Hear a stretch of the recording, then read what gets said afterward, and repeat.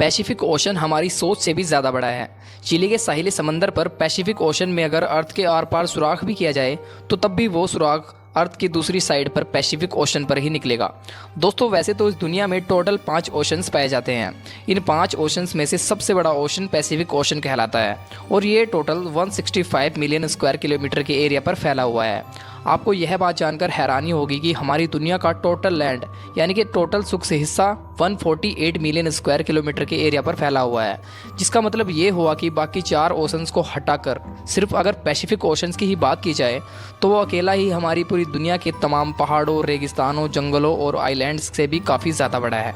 इस पूरे ओशन में सिर्फ चंद आइलैंड्स हैं और वो भी इतने छोटे हैं कि इस आलीशान समंदर के मुकाबले में सिर्फ एक डॉट के बराबर दिखते हैं। और सोने पे सुहागा ये वो आइलैंड्स हैं जिनमें से ज़्यादातर पर किसी इंसान ने आज तक कदम नहीं रखा। यानी कुल मिलाकर बात की जाए तो अगर कोई शख्स इस पैसिफिक ओशन में गुम हो जाए तो उसको ढूंढने का चांस लगभग ना होने के बराबर है। लेकिन आज आप एक ऐसे इंसान की रियल स्टोरी जानेंगे जो अपनी एक छोटी सी बोट पर इस पैसिफिक ओशन में गुम हो गया था, और वो भी 10 या 15 दिनों तक नहीं बल्कि पूरे 438 दिन तक। जी हाँ, इस शख्स ने एक्सीडेंटली एक ऐसा वर्ल्ड रिकॉर्ड बना लिया था जिसको शायद कोई चाहते हुए भी तोड़ना पसंद नहीं करेगा। समंदर में अकेले इस सबसे ज़्यादा वक्त गुजारने का यह वर्ल्ड रिकॉर्ड जोश शेल्वेटर नामी एक शख्स ने बनाया था, जिसने समंदर में पूरे 438 दिन गुजारे और वो भी सिर्फ एक 7 फुट की बोट पर। लेकिन सवाल यह है कि आखिर 14 महीनों तक ये खौफनाक समंदर में जिंदा कैसे रहा।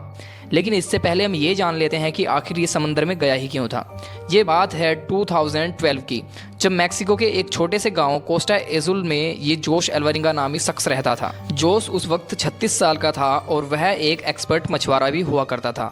17 नवंबर 2012 वाले दिन जोश अपने एक साथी के साथ फिशिंग करने के लिए अपनी छोटी सी बोट पर रवाना हुआ। इनका प्लान था कि वो समंदर में सिर्फ 30 घंटे गुजारेंगे, इसी वजह से इनकी छोटी सी बोट पर कुछ ज़्यादा सामान भी नहीं था।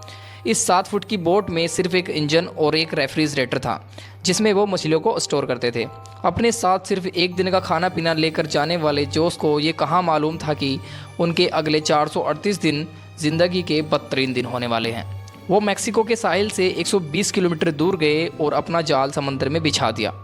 लेकिन उसी वक्त एक खौफनाक समुद्री तूफान वहां आ पहुंचा तो वो अपनी जान बचाने के लिए मछली के जाल को वहीं छोड़कर वापस अपने साहिल की तरफ उल्टे पांव भागे।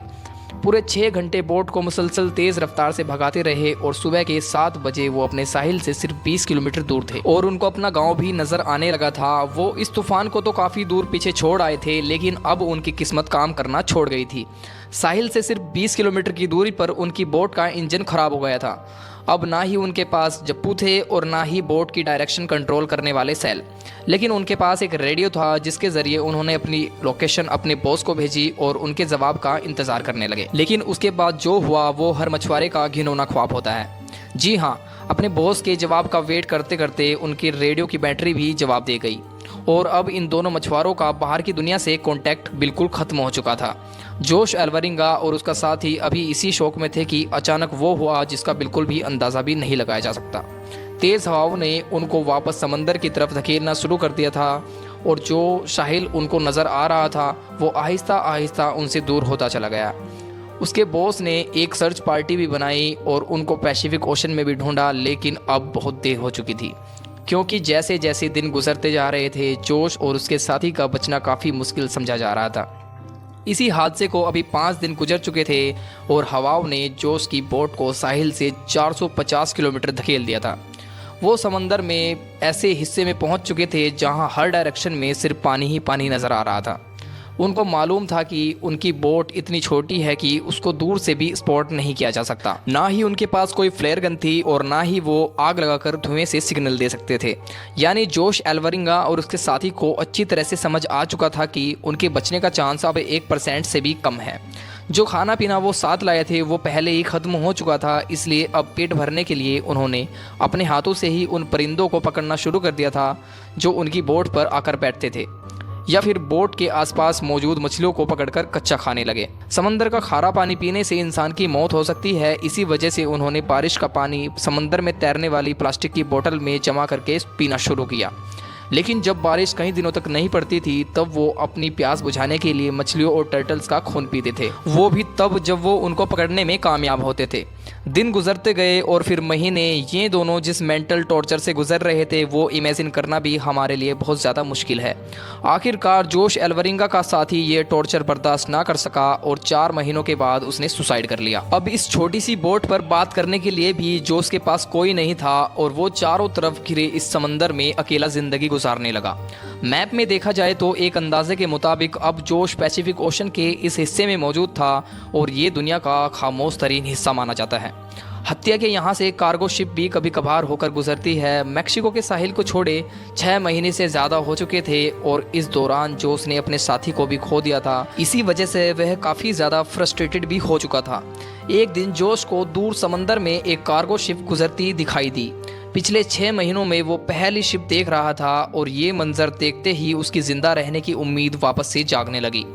जोश ने कार्गो शिप की तरफ हर तरह के इशारे किए, लेकिन बदकिस्मती से शिप के क्रू को ये छोटी सी बोट नज़र नहीं आई और देखते ही देखते उसकी ज़िंदा रहने की उम्मीदों पर एक बार फिर से पानी फिर गया। इमेजिन करिए कि समुद्र के बीचों बीच एक दिन मौत से लड़ने के बाद आखिरकार जान बचाने का आसरा मिले और वो भी इग्नोर करके चला जाए तो कैसा लगेगा। 11 महीनों के बाद जोश अपनी इस छोटी सी बोट पर 8000 किलोमीटर ट्रैवल कर चुका था। उसके कपड़े भी पूरे तरीके से फट चुके थे और उसके पास खुद को सनलाइट से बचाने के लिए सिर्फ एक अंडर वेस्ट बची थी।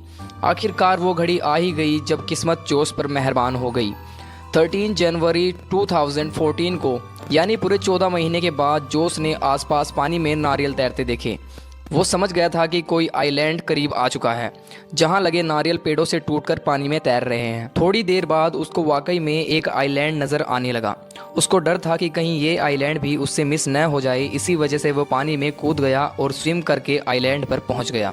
पिछले 14 महीने में जोश ने पहली बार किसी ज़मीन पर कदम रखा था और जब वो आइलैंड पर पहुंचा तो उसको एक छोटा बीच हाउस दिखाई दिया जिसमें वहां का लोकल मौजूद था। पिछले 438 दिनों में जोश का पहली बार किसी और इंसान से कांटेक्ट हुआ था। ये मार्शल आइलैंड्स का रिमोट आइलैंड था जिसको बोन अटल कहा जाता है और ये आइलैंड जोश के स्टार्टिंग पॉइंट से 11,000 किलोमीटर दूर है।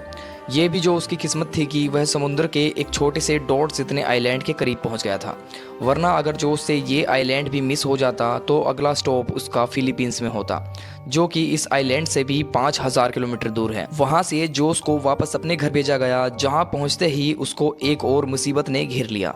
जी हाँ, वापस पहुंचने पर जोश ने 438 डेज के नाम से एक बुक पब्लिश की, लेकिन जोश पर अपने साथी को मारने का इल्ज़ाम लगाकर उस पर केस कर दिया गया। वही साथी जिसने जोश के मुताबिक सुसाइड किया था। उम्मीद है आपको ये वाला वीडियो पसंद ज़रूर आया होगा। तो मिलते हैं किसी अगली शानदार वीडियो में।